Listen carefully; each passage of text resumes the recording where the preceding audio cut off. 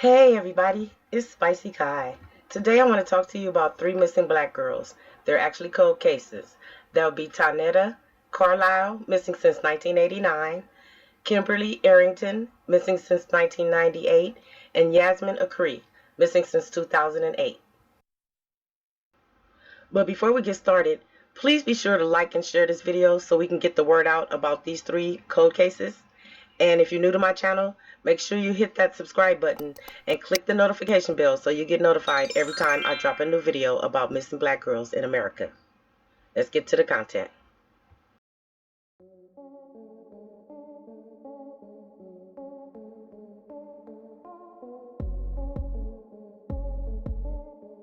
Electrician Calvin, Nani Sturdivant knows what these families in Cleveland have been through. Her daughter, Tonetta Carlisle, has been missing now for 24 years, and the Cleveland discovery brought back a flood of memories. Nani Sturdivant has watched every detail unfold in Cleveland, Ohio, with a very heavy heart. You know, I was happy for the other girls to go to Cleveland, Ohio, and tears just started rolling down my face because I wish that had been my baby. Cried out and somebody heard her, you know, and rescued her.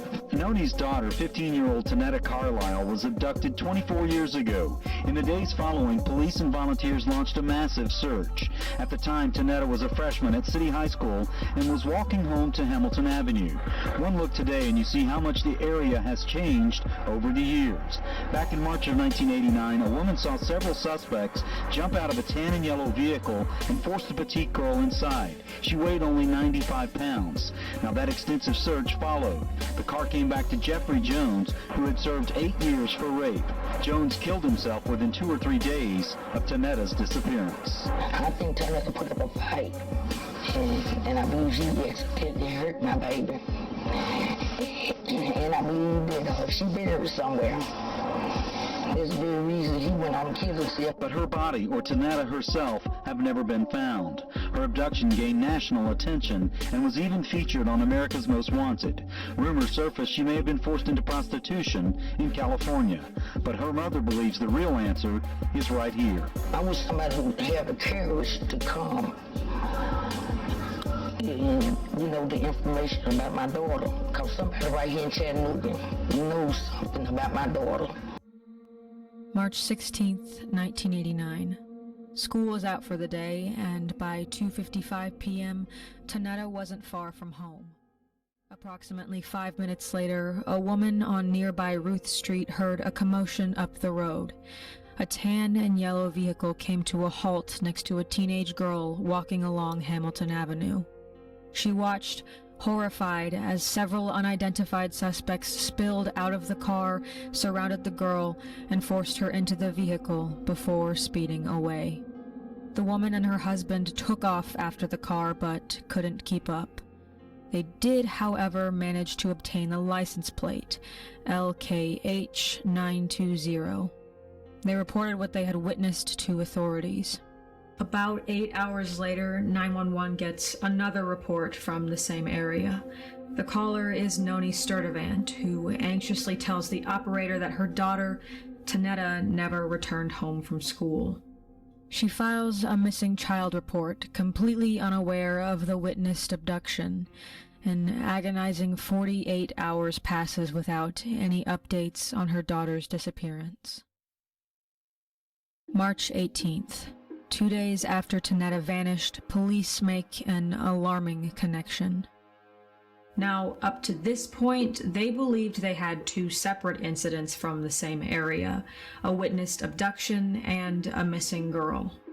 But upon further examination, they realized the missing girl lived just a half block away from the abduction site, that the girl forced into the van was Tonetta Carlisle, and 2 days had already passed without any sign of her. Police traced the license plate of the kidnapper's car to an apartment complex. The car was registered to a man named Jeffrey Jones, a convicted rapist who'd recently been released from prison after serving 8 years for his crimes. Jones was far from a changed man, even after almost a decade behind bars. Police discovered he'd sexually assaulted a woman in his apartment complex just 2 months prior to Tonetta's abduction. Unfortunately, detectives didn't get the chance to interrogate Jones. They found him deceased inside his vehicle from carbon monoxide poisoning, an apparent suicide. Following this discovery, over 300 police officers, sheriff's deputies, bloodhounds, and volunteers scoured the area surrounding Jones's apartment complex.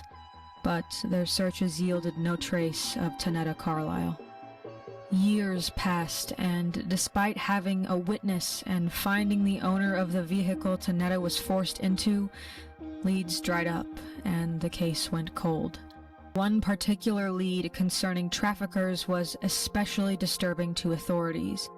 Detectives received information that Tonetta might have been the victim of a human trafficking group abducting teenage girls, transporting them to California, and forcing them into prostitution.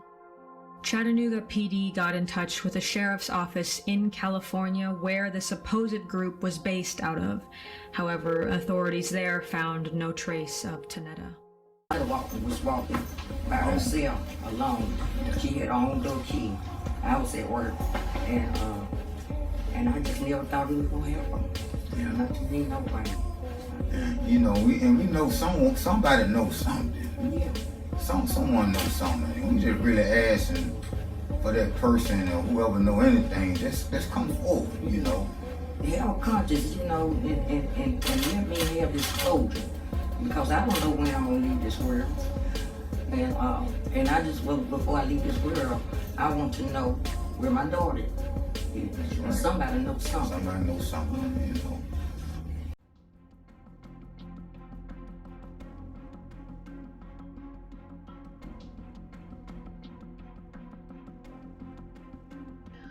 On the afternoon of October 30th, 1998, Kimberly Arrington left home and walked the short distance to the CVS pharmacy on Forest Avenue in Montgomery, Alabama to pick up some candy and soda.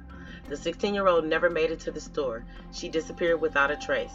Her father, Walter Arrington, said he is still in shock over the disappearance of his daughter.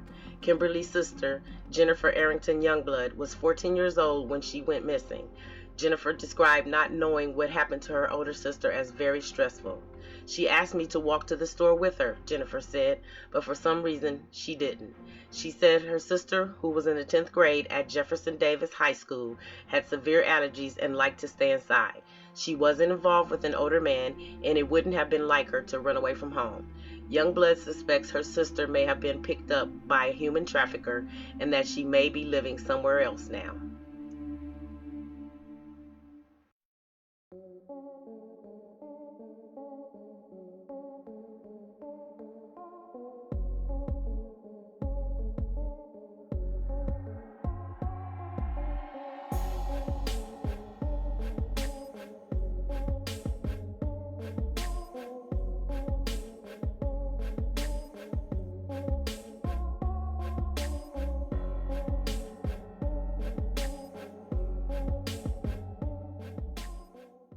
A cut padlock was left behind. There was a forced entry. A door was kicked in.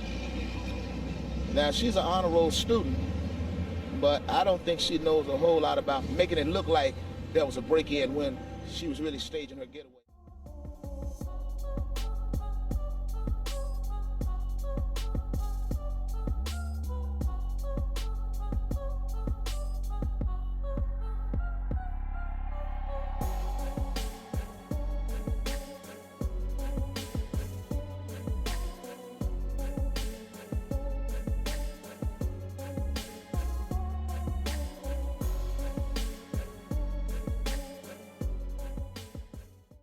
Yasmin, if you can hear us, I want you to know we love you and we do miss you. And we're doing our best to get you back.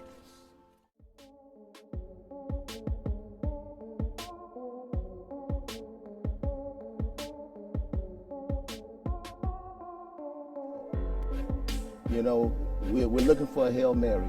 You know, miracles still happen.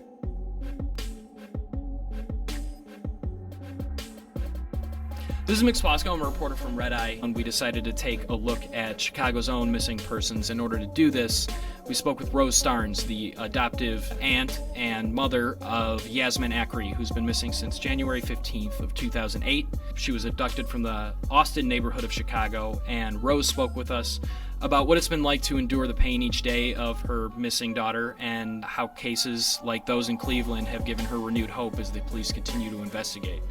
Well, that day when I found out that Yasmin really was, missing, it was just like a void. It was just really, really terrible, really, really terrible. And that was because, I got to think, where's Yasmin? Because I knew Yasmin didn't run away.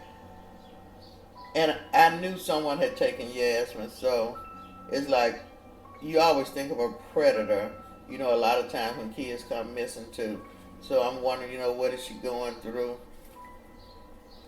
It's like she's helpless. I know she's missing, but I don't know how to find her, what to do. So that makes it real, real bad. You have a child out there missing. That child needs help, and you can't help that child.